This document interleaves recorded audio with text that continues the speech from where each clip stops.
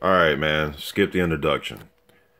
All right, so I'm just reading some comments, and I know some of you are going to say, just ignore the comments, Mr. Boxing. But, I mean, do I get hundreds of comments? So, for the most part, I do ignore a lot of the comments. I get a lot of them daily. But I'm just seeing this one comment that keeps popping up. That's where I'm going to address it, because I've seen it ever since they had their confrontation at the Hay versus Tony Bellew weigh-in. I've been talking about it, and I received this comment in the comment section a few times by different people. So let me go ahead and just address everybody that has this way of thinking, okay?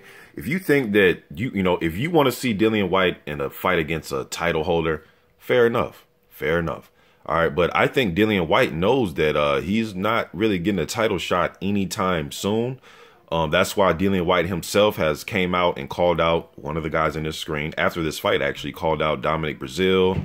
He's called out, or he said he'll fight Tony Bellew, even Jennings. You know what I mean? So Dillian Whyte himself knows that a title shot is not, he's not going to get that right now. He knows he still has to fight a fight or two before he steps up and, gets his title shot, whether it's Wilder or whoever it is. All right. So with that said, I was saying that Jennings should be a fight. And people, man, I just don't get some of the mindset of today's fans. And this isn't just one person in the comment. This is a few people. They keep saying shit like Jennings is only popular in the States, as if Dillian Whyte is like this huge, world recognized type of fighter. And he's not. I like Dillian Whyte. But let's just be real about shit here, man. You know what I mean? I can easily say, well, shit, Dillian Whyte's only popular in the UK.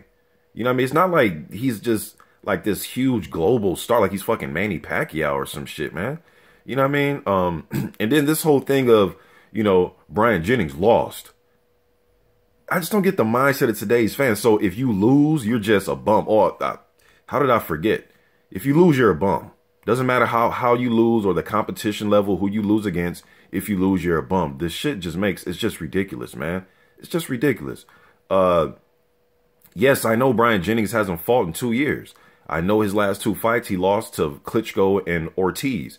People are talking as if like he lost to two fucking pedestrian fighters or something. Like those aren't two of the top. You know what I mean? And I'm not giving no brownie points. Shit, he did go 12 with Klitschko, but he lost the fight. A lot of people thought he was going to get blown out in a few rounds. Again, I'm not trying to give him no brownie points. He did lose the fight.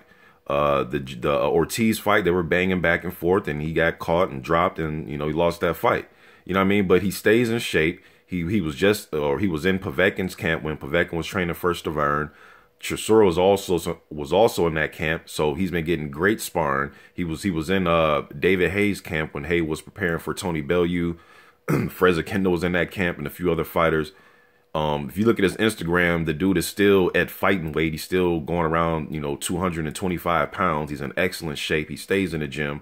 I know he hasn't fought in 2 years, but if you look at his Instagram, he wants to fight. He always brings up things about his team, his management or promoter, and he seems kind of pissed off because he wants to get back in the ring, but he can't get a fight down.